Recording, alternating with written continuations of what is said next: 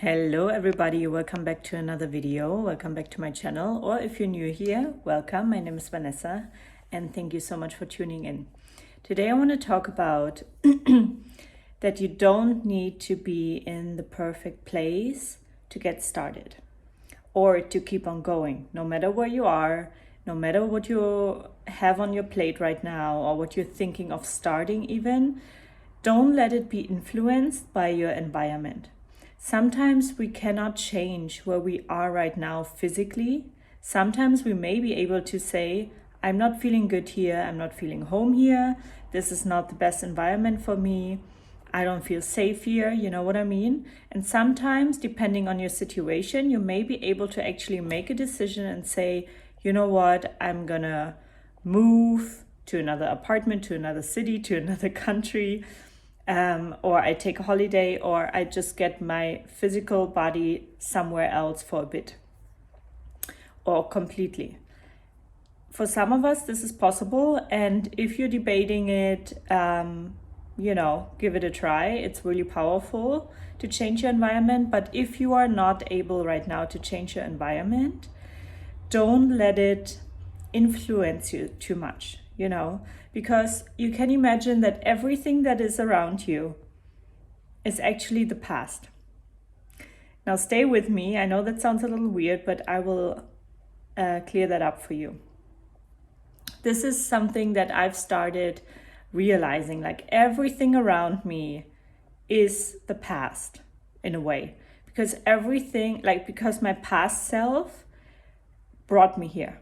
My past self brought me to this place, location, point in my life, circumstance. And it's not about blaming or pedestaling or whatever. It is really about just realizing that what is around you right now is just evidence of what you have created from your past self. And if you're in a difficult place right now, that's why I said, don't blame yourself. Sometimes we need to go through difficult things in order to understand something else or find meaning or, become aware of things that don't work for us. So sometimes then things fall apart in our life that are not longer here because we're moving on, we're growing out of the old shell into something new, into a more evolved version of ourselves. And that's why I'm saying around us is the past, because all that is what we've built in one way or another already. Yeah, and we've built it from our past self. So that past version of self may have been either more focused or less focused or more in line with ourselves or less in line with ourselves, true to ourselves. It all depends on where you've been in the past. And so that's why I'm saying don't over-identify with your environment, because where you're going from right now is going to be different than what is around you. Or it can be different if you feel like you want to evolve and you want to change. Yeah. So that's why I'm saying all that you see, even if it is not ideal, even if it's a little messy, even if, you're in a place or in circumstances that you don't like, you have, with every action, with every decision, the chance to either move closer to what you desire or move, and I speak from, every time I say what you desire, I mean from an authentic place, from your heart, and not from your ego. So either you move closer to what you desire and closer to your authenticity and your fulfillment, or you move away from it. And I also don't want to give you anxiety with saying that, because we all move in sometimes like this without even realizing, right? But if you bring a little more attention to your body and try to notice, how do I feel today? What would feel authentic? What decision would feel true to myself? If you take decision in that way, you learn to trust your intuition more, your own inner guidance, your own inner compass, and you will not have to doubt yourself all the time or ask 1,000 people for advice all the time. You will know, you will sit down and sometimes not have the answer. But you will know, okay, when I get quiet and I listen inside, at some point the answer will arise, you know? And so you have with every decision from here on forward, you have the power to change wherever you're at. That's why I'm saying, like, don't over-identify with your surrounding right now. Don't let it get you off track. It's like when you book a holiday and the hotel you're going to is not all that good. You can make a different decision. You can make the decision to, if you have the possibility, change room or change hotel and get the money back maybe, or whatever. But sometimes we don't have the chance, or we're not in the possibility to change our environment right here, right now. And that can sometimes feel disempowering, like, oh no, now I'm surrounded by so much noise, or I'm surrounded by so many cars or dirt or whatever it is, people that I don't resonate with, whatever it is. Don't focus on that. Don't focus on what you don't want. Don't focus on what distracts you. Bring your focus back. And you can do that by just sitting yourself down, taking a few deep breaths, focusing within of what do I want to actually nurture in my life? What do I want to give focus? And what we give focus grows, right? So you can bring your focus back and focus on what you really want to nurture. What is positive? What is the direction you want to grow in? What is it that your future self, that you imagine for your future self? Yeah. And act as if you're going, or go in that direction of what your future self would want for you, how you imagine your future self. What are you wearing? Where are you? How are you feeling? What are you thinking? What are you doing? Who are you surrounded by? What are you surrounded by? Yeah. So get as detailed as possible, and then take decisions that are in the direction of where you want to go. And again, your environment right now may not look like it. It may not represent yet what you want in the future. But too many people get so distracted from what they want and their desires and their goals, and focus too much on the negativities and on the things that they cannot change right now. Start focusing on the things that you have power over, which is your mind, how you feel, and what you think, and the actions you're taking. And sometimes we're also being a little bit, sometimes it feels easier to distract ourselves with what's not working and complaining and all these things, instead of focusing on ourselves and keeping on moving forward, keeping on taking baby steps into the direction that we want to go to. Yeah. And that is also very healing, because here we talk a lot about healing. This is really healing when you refocus on yourself. If you're coming from a family where you were parentified very early, so what means parentified? Parentified means that you had to be an adult and maybe take care of your parents very early on, or of younger siblings or whatever.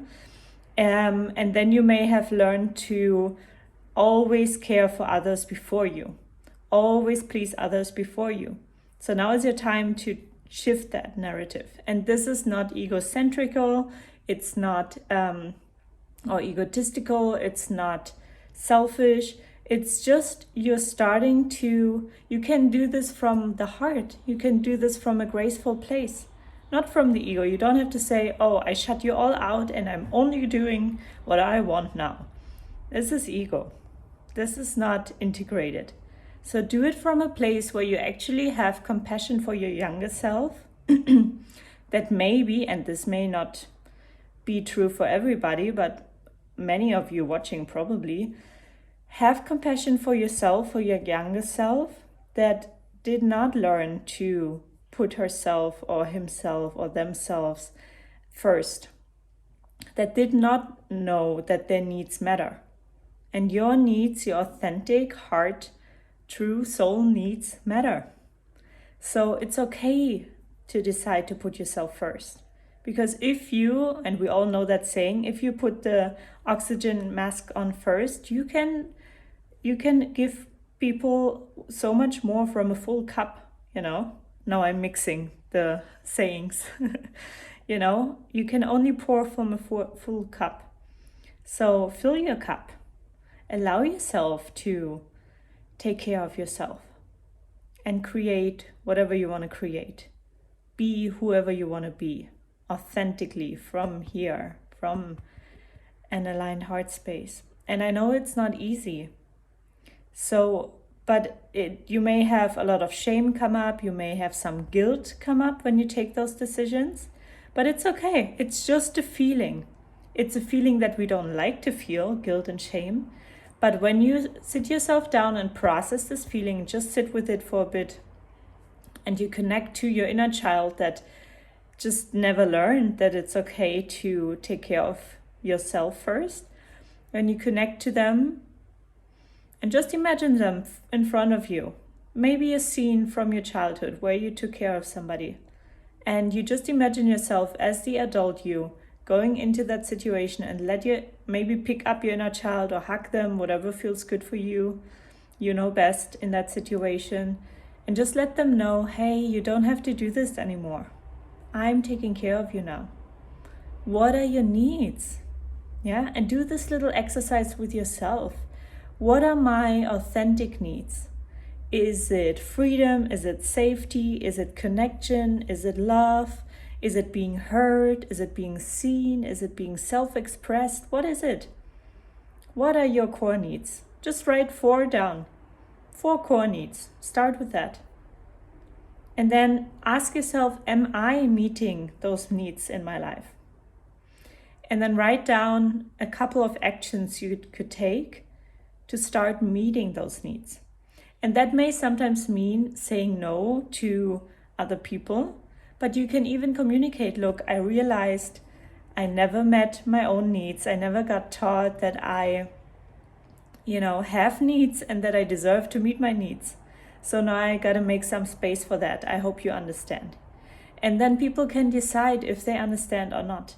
And if they don't want to understand, it's okay too, because sometimes it triggers other people that also don't respect their own needs, that don't respect their own boundaries, and then it may not be nice to trigger them, but you may have some guilt or shame come up, but you allow yourself to feel it, because this is just a feeling that comes up in the transformation process where you are getting closer to your authentic self, where you are learning to trust your authentic needs. And there's sometimes a little hard feelings that we feel in the middle. And maybe, the people will later on understand. And if not, maybe they're not your people. But I'm a big fan of just letting people know what's going on within us, why we change suddenly our behavior. Because imagine you suddenly change your behavior and people are used to your behavior for 5, 10, 20 years. They are going to be surprised. They may be thinking, oh, maybe now they don't love me anymore, or they are egocentrical or whatever. But if you just explain them humanly, kindly, like, look, this is what I need for myself right now, and try to say it from the heart. And if they don't understand you, that doesn't mean that what you need and the action that you're taking is wrong. Just so you know that. Don't let yourself get doubted by other people. If it feels right to you, if it comes from a heart-centered place, then trust yourself. And I know it's hard to learn to trust yourself with these things, because shame is coming up and some pain is coming up and some fear of being abandoned or rejected or whatever. But then also write down what is coming up. Oh, fear of rejection is coming up. I'm not lovable is coming up. I'm a bad person is coming up. I should be ashamed is coming up. I'm useless is coming up. Whatever it is for you, write down what's coming up. This is your chance to investigate where you have limiting beliefs and painful emotions, wounding you can also call it, where you have a wound.